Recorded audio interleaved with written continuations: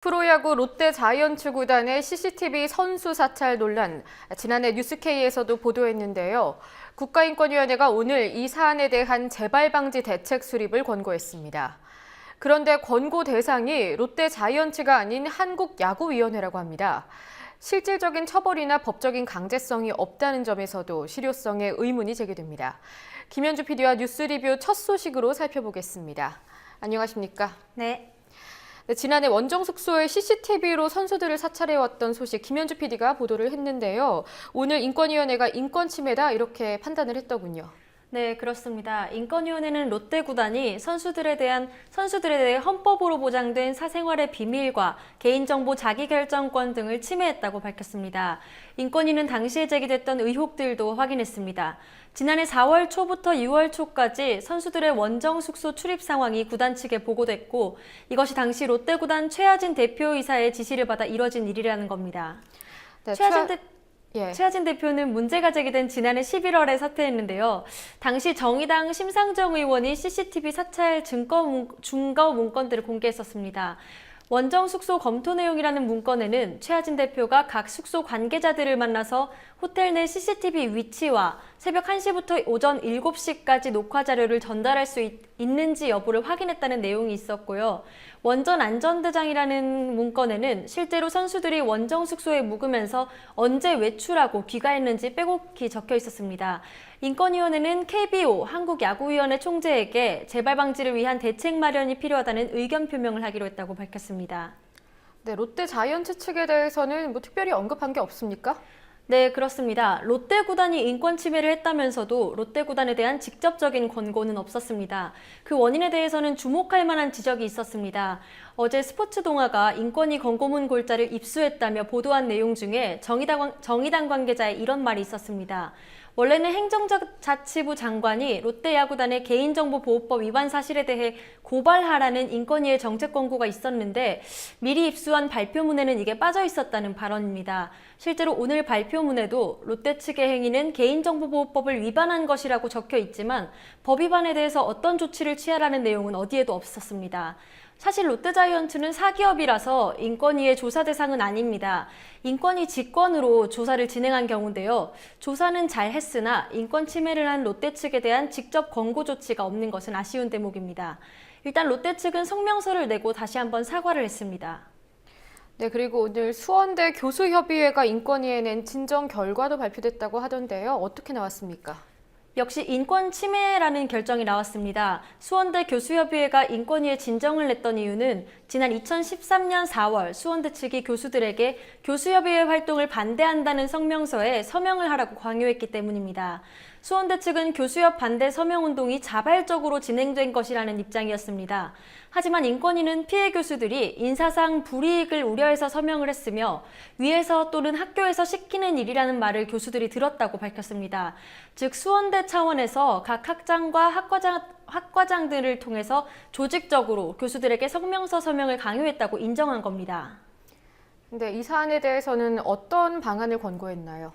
네, 롯데 측과는 달리 인권위는 수원대 측에 직접적인 권고를 했습니다. 재발 방지 대책을 마련해서 시행하라고 했고요. 교육부 장관에게도 수원대 지도 감독을 철저히 할 것을 권고했습니다. 네, 하지만 인권위 진정 결과는 법적인 강제성은 없습니다. 그런데 앞서 법적 판결들을 보면 교수협의회 측에 손을 들어주는 것들이 꽤 있었죠? 네, 그렇습니다. 수원대 이인수 총장과 학교 내부의 비리를 폭로했다가 부당 해고를 당한 교수가 6명인데요. 이 6명의 손을 들어준 판결들이 있었습니다. 관련 판결을 살펴보겠습니다. 예. 일단 지난해 11월 서울행정법원이 배재흠, 이상훈, 이재익 교수에 대한 파면을 취소하라는 판결을 내렸습니다. 그리고 12월에도 행정법원이 장경욱, 손병돈 교수에 대한 수원대 측의 재임용 거부는 부당하다고 판결했습니다. 앞서 설명했던 두 재판은 교육부 교원소청심사위원회가 교수들에 대한 파면 처분을 취소하자 수원대 측이 소송을 걸어 진행된 겁니다. 올 1월에는 서울중앙지법 민사법원이 이원영, 이재익 교수가 낸 부당해고 무효 확인 소송에서 수원대의 파면은 무효라는 판결을 내놨습니다. 어쨌든 1심에서는 교수협의회 교수들이 다 이겼습니다만은 지난해 11월과 12월 행정법원이 내린 판결에는 이미 수원대 측이 항소를 제기했고요. 이원영, 이재익 교수에 대한 1월 판결에도 수원대 측은 항소 움직임을 보이고 있습니다. 네, 정치권에서는 리퍼트 미국 대사 피습에 대한 후폭풍이 이어지고 있습니다. 야당 의원들이 새누리당 의원들을 검찰에 고발하겠다고 밝혔는데요. 이유가 뭐죠? 야당을 종북 세력으로 몰아세운다는 이유입니다. 이번에 새정치민주연합이 고발하겠다고 밝힌 의원 5명은 새누리당 이군현 사무총장, 박대출 대변인 김진태, 하태경, 심재철 의원입니다. 이미 김진태, 하태경, 심재철 의원에 대해 법적 조치를 하겠다는 경고는 있었지만 오늘 새누리당 최고중진 연석회의에서 나온 이군현 사무총장과 심재철 최고위원의 발언이 고발의 도화선이 됐습니다.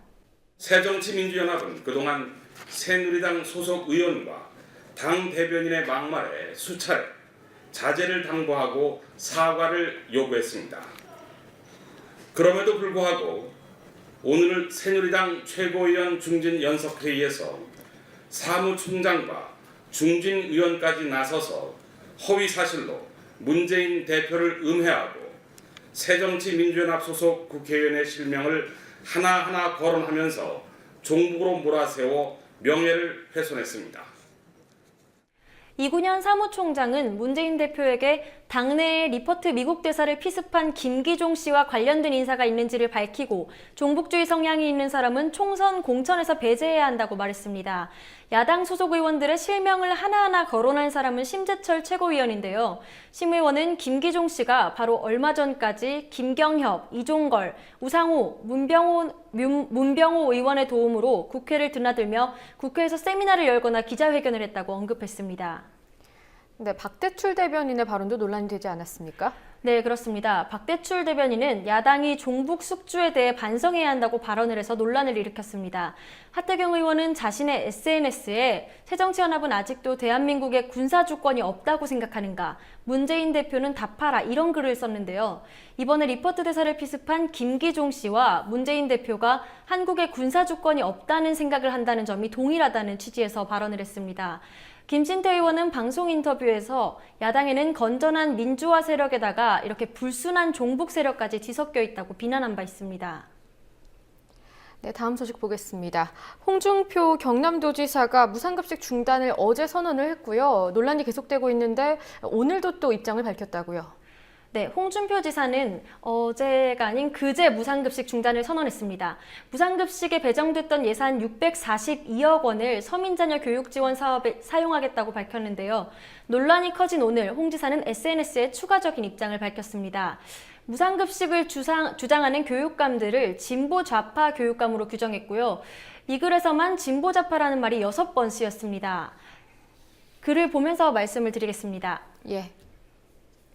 자신이 내놓은 서민 자녀 교육비 지원 사업이야말로 서민 계층을 적극적으로 도와주는 건데 진보 좌파 교육감들이 왜 반대하는지 모르겠다는 취지의 글을 썼고요. 학교는 공부하러 가는 곳이지 밥 먹으러 가는 곳이 아니다. 공부보다 급식에 매몰돼 있는 진보 좌파 교육감의 편향된 포퓰리즘이 안타깝다는 발언도 내놨습니다.